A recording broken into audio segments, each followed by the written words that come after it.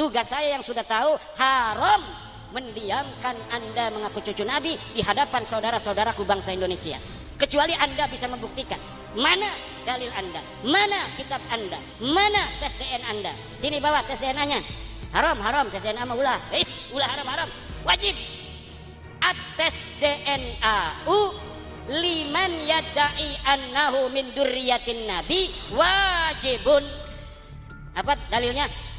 Tes DNA liman yadda'i annahu min durriyatin nabi wajibun. Dari mana itu dalilnya? Aya be, pokoknya husnudon. Kula nanya-nanya dalil deui. Pokoknya kitu dalil.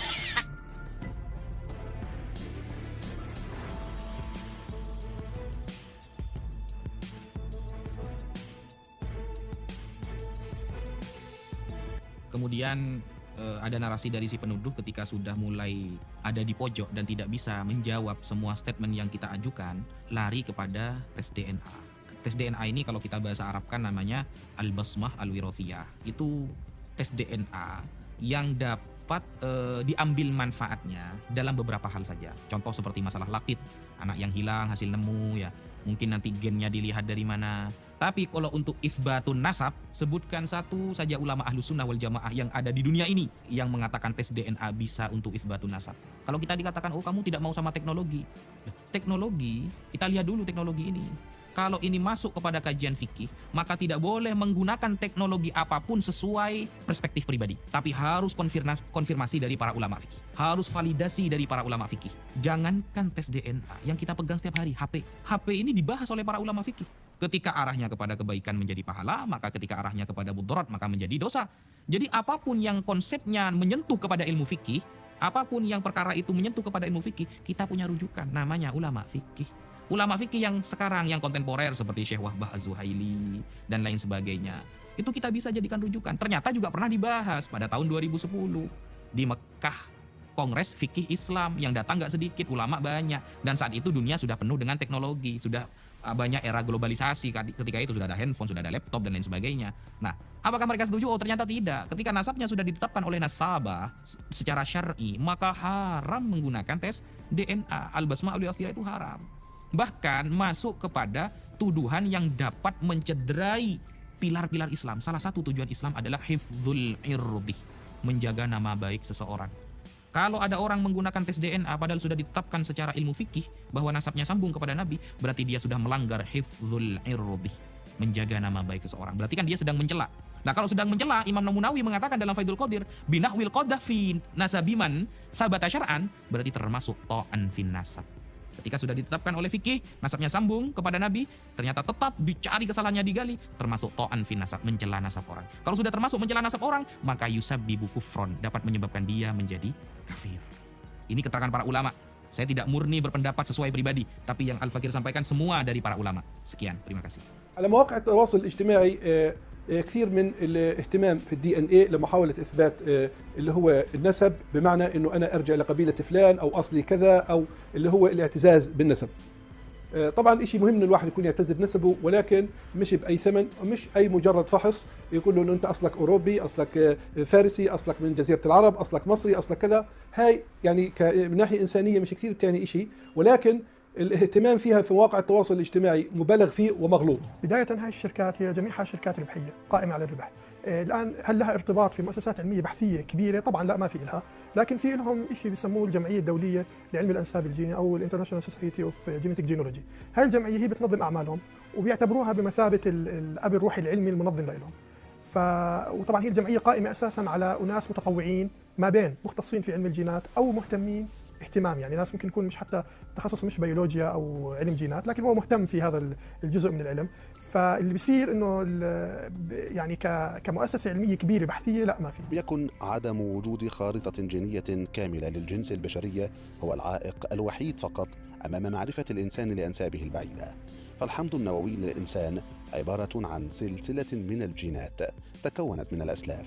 في أواخر الألفية السابقة كان في عندنا مشروع الجينوم البشري اللي استمر من سنة 1990 وانتهت نسخته النهائية في عام 2003. تم من خلال هذا الجينوم المشروع التعرف على تتابع كل النيوكليوتيدات لدى الإنسان، اللي هي ما مجموعها 3.2 مليار نيوكليوتيدة في الخلية المفردة. طبعا تبين معلومات مهمة جدا من خلال هذا المشروع.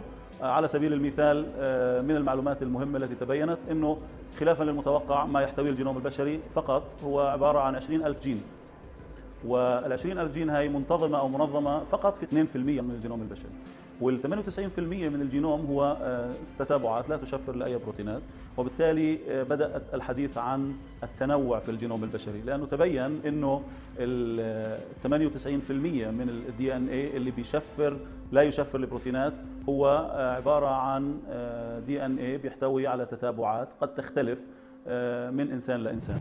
لكن ظلت العقبة الأكبر في رحلة الإنسان للبحث عن أسلافه هي عدم امتلاك جينات القدماء الذين قد يزعم الانتساب إليهم. فإثبات انتساب شخص ما على سبيل المثال إلى النسب الهاشمي يحتاج إلى عينة من جينات علي بن أبي طالب رضي الله عنه والسيدة فاطمة رضي الله عنها حتى يمكن القطع بالجين المطلوب، وهو أمر لم يحدث بعد، ولا يوجد مركز علمي واحد يدعي جمع عينات من كافة فروع النسب الهاشمي العريض وتقصي كافة سلالاته لمعرفة ذلك الجين. أما الزعم بوجود حفريات تنتمي إلى شعوب ما قد تمكن من تقصي نسب الإنسان المعاصر وتنسيبه لها فقد ظل أمرا غير قطعي أيضا. هذا الجدل العلمي كان الثابت الوحيد أن علم السلالات يحتاج لسنوات طويلة وحصر لكافة أجناس البشر وفي كل بلدان العالم أولا حتى يتم التعرف على فروع السلالات المعاصرة فقط، ما بالنا بسلالات مضت من مئات بل آلاف السنين. الآن حنروح لإيش من فين الناس بتجيب هذه المعلومات. لما تنزل على فيسبوك وتشوف في تويتر ويقول لك الجين جي والجين إي والجين من فين بتجيب هذه المعلومات؟ هذه المعلومات من فين جات؟ هذه المعلومات جات من موقعين أساسية كبيرة. موضوع الفاميلي تري اللي هو تابع لجمعية الناشونال جيوغرافيك، المجلة الصفراء دي اللي اسمها ناشونال جيوغرافيك لها موقع اسمه فاميلي تري وخصصت جزء للعرب. والمكان الثاني اسمه 23 and me. فاكرين ما قلنا لكم انه الجينات احنا بناخذ 23 من ابو 23 من الام، فهو اسمه هو 23 وانا 23 and me. فهذه الموقعين مواقع تجارية بحتة، وهي تنص اذا راح احد وشافها تنص انها موقع تجاري بحت، تحاول انها تشوف اسلاف الناس اللي ارسلوا لها، ولا تتكلم لا عن أنبياء ولا عن رسل ولا عن أحد. تحاول تربط بعض الناس بنابليون، تحاول تربط بعض الناس بجنكيز خان، هذا كلام حاصل. ناشونال جيوغرافيك يقول هو جمع 700,000 عينة، 700,000 عينة من الناس. طريقتهم انه يقول لك هذا الجين جاي من القوقاز ولا جاي من افريقيا على اي اساس؟ اعتمادا على كلام العينة. فانا الان لو اخذت مني عينة وارسلتها وهي في الغالب حصلت في امريكا، اوكي، انا اقول والله انا جدتي جات، عندي جدة جات من ايران. بعدين شخص اخر يرسل يقول والله انا جدتي جات من ايران، فيتقي جينين عندي وعنده قريبه، يقول في الغالب هذا الجين له علاقه بايران، وعلى هذا الاساس يحدد كلمه هذا من القوقاز هذا من افريقيا. هي كلام اعتمادا على كلام الشخص اللي ارسل، مو بس اعتمادا على الشخص اللي ارسل، الحقيقه يعتمدوا على الهجرات، يعتمدوا على تاريخ الحروب، حصلت مجاعه في الوقت الفلاني، الناس مشت هنا راحت هنا اتنقلت هنا، ويعتمدوا على سجل الهجرات في امريكا. معظم كلمه هذا من القوقاز هذا من افريقيا هذا من روسيا كلها اعتمادا على العينات التي جمعت، معظم 700,000 جمعت في امريكا.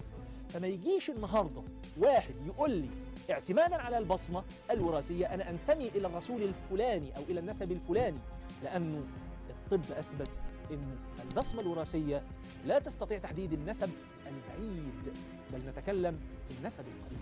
وهكذا لم يجب مشروع الجينوم البشري على كل الأسئلة، ولم يبدد حيرة من لجأ إليها للتعرف على أجداده في الزمن السحيق. Sungguh ironis, di era yang katanya serba modern ini masih saja ada pihak-pihak yang begitu keras kepala menuntut para habaib untuk membuktikan nasab mereka melalui tes DNA. Seolah-olah ilmu pengetahuan yang mereka agung-agungkan itu bisa menjawab semua pertanyaan, termasuk hal-hal yang bersifat spiritual dan historis.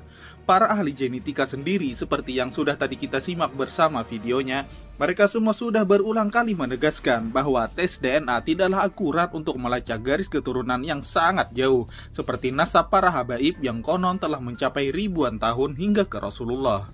Lalu mengapa masih saja ada yang ngotot menuntut untuk tes DNA?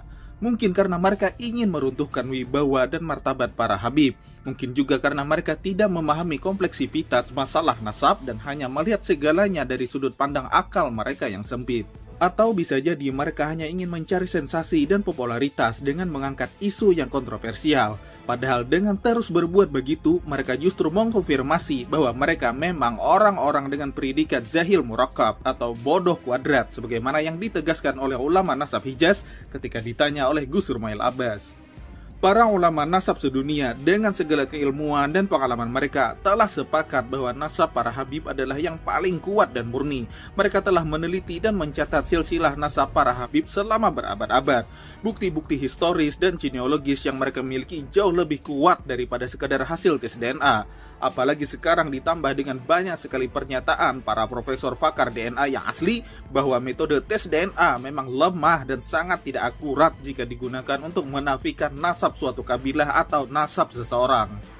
Sungguh mengherankan kenapa masih saja ada orang-orang yang mempercayai masalah nasab kepada Imaduddin yang jelas dia bukan ahli nasab, dan mempercayakan masalah DNA kepada seorang yang bukan pakar genealogi dan ahli genetika, malah percaya kepada pakar ikan nila seperti Sugeng. Sungguh sangat konyol dan sangat memalukan untuk berada di barisan orang-orang tersebut. Sedangkan di barisan para habaib jelas orang-orangnya ialah para ahli semua. Bicara masalah ilmu nasab memang mereka ulama nasab, para ketua Naqobah internasional.